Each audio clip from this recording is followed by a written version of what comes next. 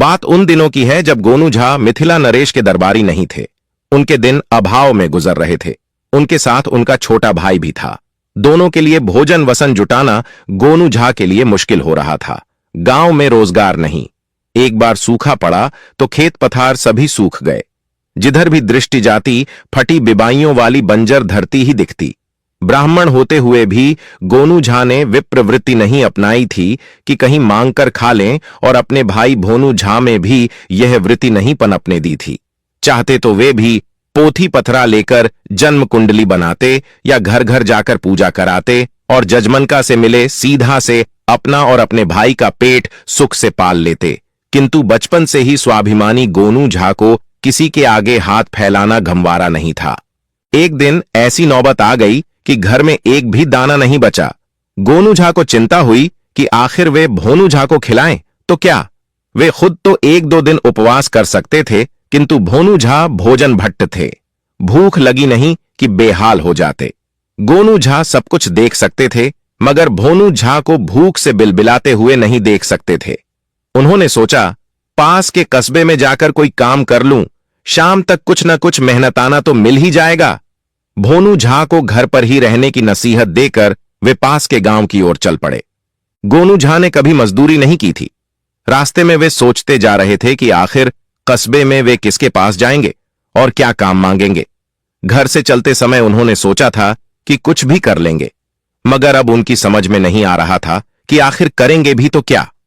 कस्बे में पहुंचकर वे इधर उधर भटकते रहे, मगर उन्हें यह नहीं सूझ रहा था कि किसके पास जाकर वे काम मांगें और क्या काम मांगें। कस्बे में भटकते भटकते वे थक से गए, मानसिक रूप से बोझिल और विचार शून्य। कुछ भी समझ में नहीं आ रहा था कि करें भी तो क्या करें। थकान के कारण बुरा हाल था। जेठ की सुलगती झुलसती हवा और तपती धूप से परेशान, पसीने से तरबतर गोनू झा को लगा कि यदि वे इस तरह भटकते रहे तो लू की चपेट में आ ही जाएंगे। उन्होंने आस पास ऐसी जगह के लिए दृष्टि घुमाई जहां 2 घड़ी के लिए वे बैठ जाएं।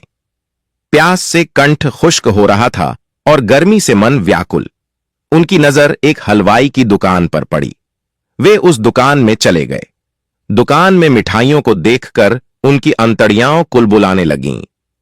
दुकान में पीढ़े पर वे बैठे और हलवाई उनके पास पानी लेकर आ गया।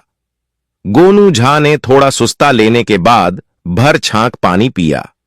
हलवाई ने उनसे पूछा, क्यों भैया, क्या खाओगे? गोनू झा ने अपनी तोंद सहला रहे हलवाई की ओर देखा और बहुत संकोच से बोले, भाई, मुझे खाना भी है और 1.5-2 सेर मिठाई भी लेकर जाना है, मगर मेरे पास पैसे नहीं है। तुम चाहो तो मैं तुम्हें अपनी अंगूठी दे देता हूं। मैं 2-3 दिनों में आकर तुम्हें पैसे दे जाऊंगा और अपनी अंगूठी ले जाऊंगा। गोनू झा ने अपने दाएं हाथ की अनामिका से एक चांदी का छल्ला निकालकर हलवाई की ओर बढ़ाया और फिर कहा, मैं पड़ोस के गांव का हूं, मेरा विश्वास करो। हलवाई ने अंगूठी अपने हाथ में लेकर देखी। उसकी आंखों में काइयापन उभर आया। उसने गोनू झा से कहा, भाई, लगता है कि तुम भूखे हो। भूखे को खाना खिलाना धर्म है, इसलिए मैं तुम्हें खिलाऊंगा। जितनी खा सको खा लो, और 1.5 सेर क्या, 2 सेर मिठाई ले जाओ, लेकिन यह मत सोचना कि इस 4 आना भर के चांदी के छल्ले के लिए तुम्हें ये मिठाइयां खिलाई हैं। पड़ोस गांव से आए हो, इस नाते हमारे मेहमान ही हुए, और मेहमान का सत्कार भला कोई कैसे नहीं करेगा। गोनू झा ने मन ही मन सोचा कि कितना कायां आदमी है यह। 8 आना भर चांदी की अंगूठी को यह 4 आना भर कह रहा है। वे कुछ बोले नहीं। भरपेट जलेबी और कचौड़ी खाई, फिर रसगुल्ले और कुछ पंतुआ भी खाए। हलवाई ने उन्हें 2 सेर मिठाइयां भी तौलकर मिट्टी की हंडी में डालकर दे दी। गोनू झा ने कुछ कचौड़ी और जलेबी भी भोनू के लिए बंधवाया। मन ही मन गोनू झा ने सोचा कि कहीं से कुछ पैसों का जुगाड़ करके वे हलवाई के पैसे दे जाएंगे और अपनी अंगूठी ले जाएंगे। गोनू झा मन ही मन बहुत प्रसन्न थे कि चलो, भोनू की भूख मिटाने की व्यवस्था हो गई। मगर 2-3 दिन में पैसे का इंतजाम गोनू झा नहीं कर पाए। 2-3 माह में भी नहीं।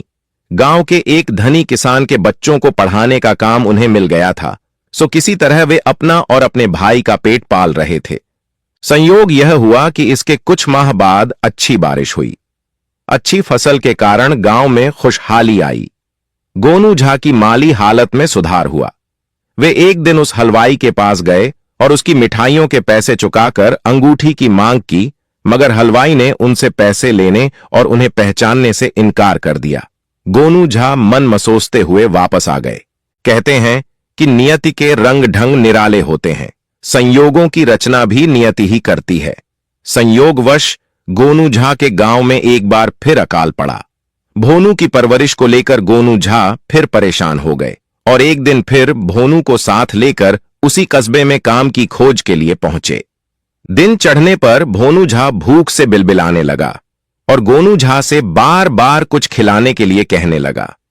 जब दोनों भाई उसी हलवाई की दुकान वाली राह पर पहुंचे तो अतीत की स्मृतियां गोनू झा के दिमाग में कौंध गईं और उन्होंने तुरंत फैसला कर लिया कि हलवाई को सबक सिखाने का यही मौका है। भोनू झा को अंगूठी वाली घटना की कोई जानकारी नहीं थी। उन्होंने भोनू झा से कहा, हम दोनों भाई भर पेट मिठाई खा सकते हैं। इस हलवाई की दुकान में जो कुछ भी पसंद आए तुम जाकर खाओ। मैं थोड़ी देर बाद आऊंगा, तुमसे अलग बैठूंगा। तुम दुकान में अजनबी की तरह रहना, भूलकर भी ना मेरी तरफ देखना और ना बात करना। जो खाना है खा पी कर चल देना। दुकानदार से डरना मत। दुकानदार तुम पर चिल्लाए तो कहना कि तुम खाने से पहले ही पैसे दे चुके हो। दुकानदार तुमसे झगड़े, तुम अपनी बात पर डटे रहना। इसके बाद मैं सब संभाल लूंगा।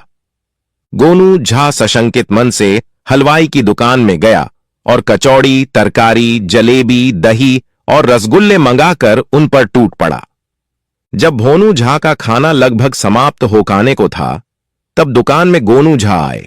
उन्होंने भी अपने लिए कचौड़ी, जलेबी, रसगुल्ले और दही मंगाई और खाने में मग्न हो गए। अभी उन्होंने 4 कचौड़ियां ही खाई थीं कि भोनू झा की आवाज उनके कानों से टकराई। मैं तो खाने से पहले ही पैसा दे चुका हूं। थोड़ी ही देर में हलवाई और भोनू झा के बीच में जबरदस्त तू मैं होने लगी। भोनू झा पूरी तरह से डटा हुआ था और गोनू झा खाने में लगे हुए थे। दुकान में झगड़ा होते देख राहगीर दुकान के पास जमा हो गए। हंगामा के कारण बाजार की चौकसी करने वाला सिपाही दुकान में पहुंच गया और दुकानदार से पूछने लगा कि क्या बात हुई है। हलवाई कुछ बोले, उससे पहले ही भोनू झा ने उस सिपाही से कहा, इस दुकानदार ने खाना देने से पहले मुझसे पैसे ले लिए। अब मैं जा रहा हूं तो यह दोबारा पैसे मांग रहा है। दुकानदार इस सफेद झूठ से उत्तेजित हो गया और आवेश में बोला, सिपाही जी, यह सरासर झूठ बोल रहा है। भोनू झा ने सिपाही से कहा, मैं अगर झूठ बोल रहा हूं तो आप उस आदमी से पूछिए जो वहां खाना खा रहा है। जिस समय मैं पैसे दे रहा था उस समय ही यह आदमी यहां आया था। सिपाही ने गोनू झा की तरफ देखा। वे खाकर हाथ मुंह धो रहे थे। सिपाही ने गोनू झा को आवाज दी तो गोनू झा फूट फूट कर रोते हुए सिपाही के पास पहुंचे। सिपाही ने कहा, अरे तुम क्यों रो रहे हो? मैं तुम्हें कुछ नहीं कहूंगा भाई, डरो मत। गोनू झा ने सुबकते हुए कहा, मैं आपसे नहीं, इस हलवाई से डर रहा हूं। खाना देने से पहले इसने मुझसे भी पूरी फहरिस्त ली कि मैं क्या क्या खाऊंगा, और जब मैंने इससे कहा कि भाई पहले खा तो लेने दो, फिर पैसे ले लेना, तब इसने कहा कि इस दुकान का दस्तूर यही है, पहले पैसा तब सामान। कोई खाकर चल देगा तो मैं क्या करूंगा। ये भाई जी ठीक ही कह रहे हैं। पैसा चुकाकर जब ये खाना खाने बैठे उसी समय तो यह हलवाई पैसा गिनते हुए मुझसे हुज्जत कर रहा था। हलवाई गोनू झा की बातें सुनकर हतप्रभ रह गया। अरे क्या बोल रहे हो भाई? क्यों झूठ बोलकर मुझे फंसा रहे हो? उसने गोनू झा से कहा। मगर गोनू झा ने सिपाही का हाथ पकड़ते हुए कहा, आप ही इंसाफ करिए माई बाप, ये दुकानदार तो मुझे भी झूठा कह रहा है। फिर क्या था? सिपाही ने तड़ाक एक बेंत हलवाई की पीठ पर लगाई और कहा, बंद कर अपनी जुबान। ये दोनों शरीफ आदमी हैं, हम भी आदमी पहचानते हैं। तुम बेकार का प्रपंच रचकर ग्राहकों को लूटते हो। मैं तुम्हें हवालात की सैर कराकर रहूंगा।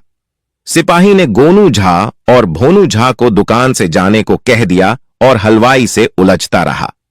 गोनू झा समझ चुके थे कि यह सिपाही भी हलवाई से अपना चढ़ावा वसूल कर ही उसे छोड़ेगा।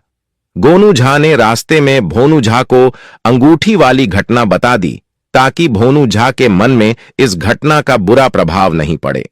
भोनू झा भी समझ गया कि उसके भैया ने हलवाई को सबक सिखाने के लिए 13वीं विधा का इस्तेमाल किया।